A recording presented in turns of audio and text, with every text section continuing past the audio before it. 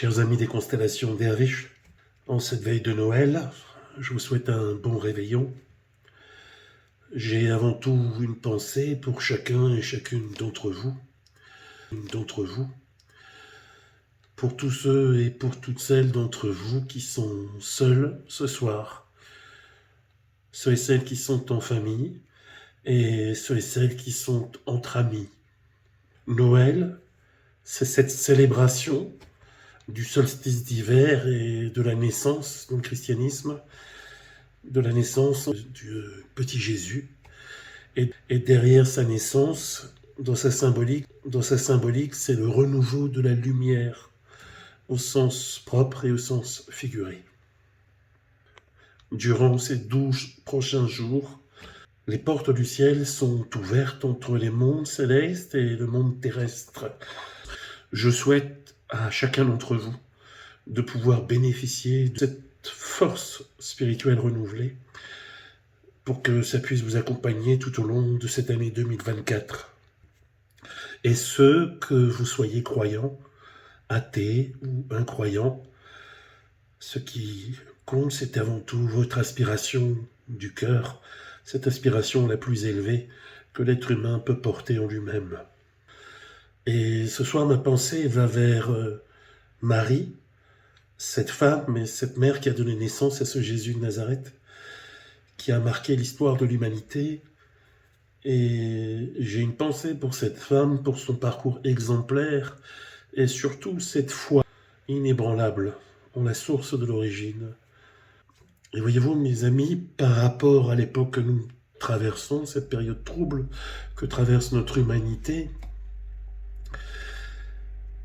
j'aimerais vous inviter pour cette fin d'année, pendant les 12 prochains jours, et au-delà si vous le souhaitez, à retrouver cette connexion à la foi et à l'espérance.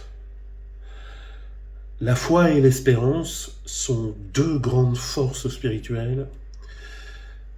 L'espérance et la foi sont de grandes forces pour que l'homme puisse élever son âme vers ce qu'il y a de supérieur, pour dépasser ces états de limitation et ces états de souffrance.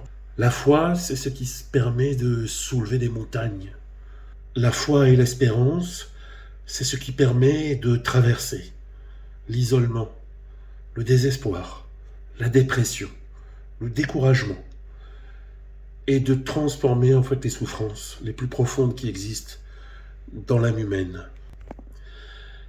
Et l'homme, pour de bonnes et de mauvaises raisons, a oublié ou a perdu ce lien particulier, cette reliance à la foi et à l'espérance.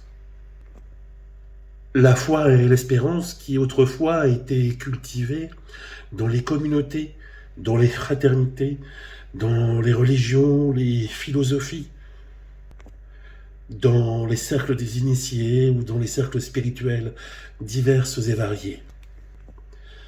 Et la pratique rythmique, que l'on était en phase ou pas avec la religion, la spiritualité, ou ce rythme permettait de rester en lien et de recevoir cette force de traverser les situations et les épreuves les plus difficiles. Et cela a été rendu possible à travers les communautés, les rassemblements, les groupes, où des frères et sœurs se rassemblaient pour pratiquer ensemble la communion avec ce qu'il y avait de supérieur, quelle que soit l'approche philosophique, spirituelle ou religieuse.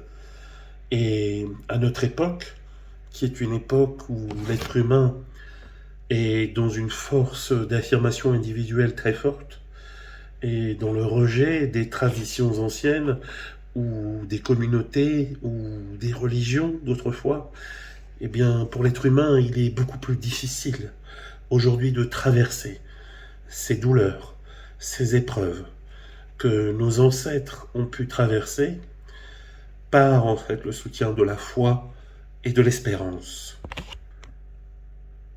Je sais que parmi vous, certains au cours de l'année qui vient de s'écouler ont été particulièrement éprouvés. Certains d'entre vous en fait l'ont été à travers des problèmes de santé importants. D'autres l'ont été à travers des ruptures affectives brutales, comme la perte d'un être cher, des divorces et des conflits à rallonge. Pour d'autres encore, ont perdu leur travail ou leur équilibre financier et matériel.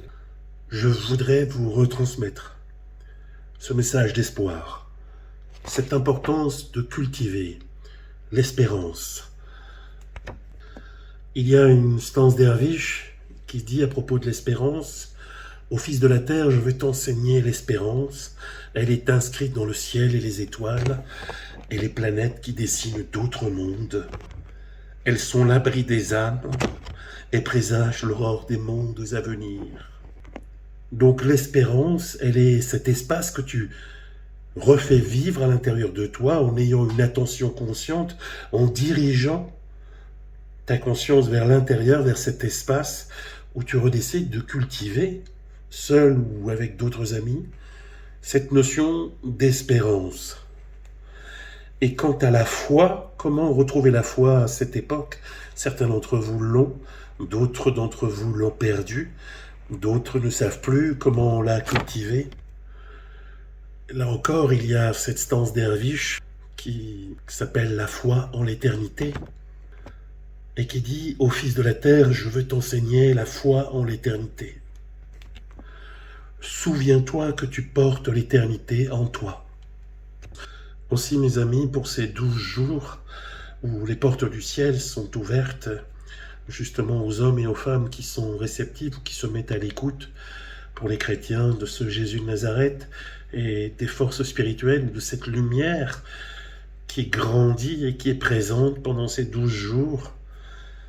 À l'automne, eh bien, les feuilles sont tombées des arbres, les arbres se sont dépouillés. Et l'automne nous a permis petit à petit de nous dépouiller, les superflus, tout ce qui n'était plus vivant, tout ce qui n'était plus juste ou essentiel dans nos vies, même si cela a pu occasionner beaucoup de douleur et beaucoup de chagrin pour certains d'entre nous. Et puis l'hiver, le solstice d'hiver, eh bien les arbres, dans leur apparence extérieure, sont tous sans feuilles, totalement dénudés, totalement vulnérables. Et pourtant, au sein même de chaque tronc d'arbre, eh bien, il y a cette sève blanche. Il y a cette sève qui, au plus profond de l'arbre, se prépare pour le printemps. Et cette sève, elle monte et elle irradie toutes les branches de l'arbre de vie, le vôtre, celui de votre famille, et prépare les forces de vie, donc pour cette année 2024 qui vient vers nous. Donc cultiver la foi, ou retrouver cette connexion à la foi et à l'espérance, eh bien autrefois, c'était par la prière, par la méditation, par le rappel de soi, ou la marche contemplative. Et ce rappel de soi permettait de manière rythmique, petit à petit, de créer un espace à l'intérieur de l'âme humaine qui lui permettait de faire face à toute forme d'adversité. Quelles que soient effectivement les épreuves qu'il traversait, cette foi et l'espérance permettaient de traverser. Cette force permettait à l'être humain de retrouver sa verticalité et de rester debout, quels que soient les événements heureux ou malheureux de son destin. Donc ma proposition ce soir, pour ceux et celles qui le souhaitent, que vous pratiquiez une forme ancienne de prière, d'oraison ou de méditation, ou une forme moderne que vous avez adaptée à votre pratique personnelle, quel que soit en fait votre système de croyance ou de pratique spirituelle, ma proposition est que vous choisissiez dans le cercle de vos amis autour de vous 2 personnes. C'est-à-dire de former des petits groupes de 3. Et ces 3-là, de vous rappeler, quand vous décidez de méditer, de prier ou d'être dans une marche contemplative, de consacrer quelques instants à vous rappeler le prénom de votre ami et ensemble de méditer autour de l'espérance ou de prier autour de l'espérance et autour de la foi. Et de consacrer quelques minutes encore, peut-être 2 minutes pour certains, peut-être 5 minutes pour d'autres, dans votre maison de campagne, dans votre appartement ou en extérieur, lorsque vous êtes au cœur même de la nature, de consacrer quelques minutes autour de l'espérance et de la foi et d'offrir ces quelques minutes autour de la foi et l'espérance, de l'offrir à cette part d'humanité qui souffre. Peut-être pour certains proches qui vous entourent et qui sont touchés par la douleur de la perte d'un être cher, la douleur d'une maladie, ou la douleur d'échecs récurrents.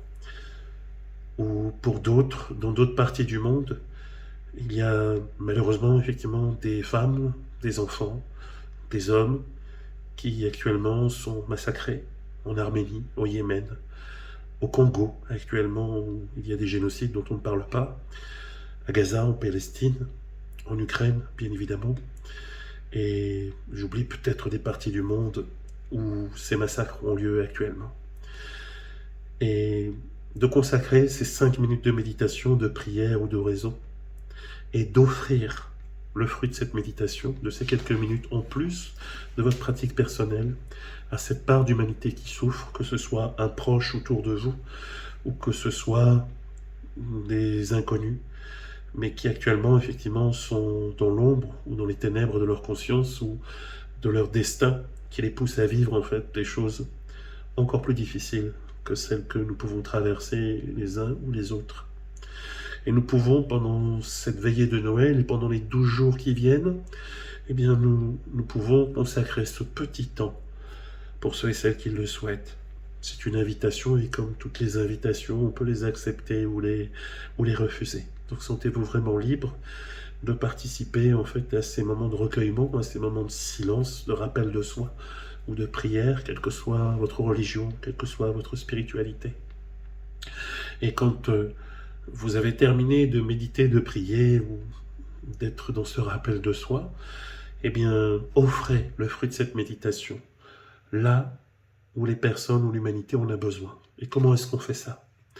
Eh bien, très simplement, pour certains d'entre vous, on peut simplement dire intellectuellement, voilà, j'offre les bienfaits de cette méditation, de cette prière ou de ce moment de rappel de soi à cette part d'humanité qui souffre, que ce soit parmi mes proches ou que ce soit à l'autre bout du monde, donc des personnes qui ont perdu espoir, qui ont perdu l'espérance, qui ont perdu la foi.